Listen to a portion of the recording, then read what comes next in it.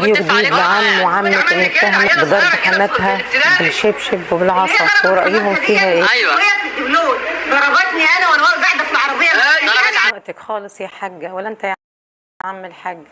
انا من وجهة نظري دي قصة عائلية بين واحدة وجوزها وحماتها، والمفروض ما كانوش دخلوا ولعوا الدنيا كده ولا اثاروا الرأي. ضربت عمتي انت قبل ما تتخطب بشهرين ضرباني انا وانا رايحه اودي شويه بسكوت للمعوقه الغلبانه. ضربه جوزها هي اختي حضرتك دي الدولة تتدخلوا في الصلح وتتدخلوا في الخير وتعملوا قعدة عائلية مع الزوجة ومع حماتها مع زوجها، وتشوفوا ايه اللي حصل وتحاولوا تصلحوا احسن من اللي انتوا. عدم تربيه، عدم احترام. ليه تروح معتقل طوع؟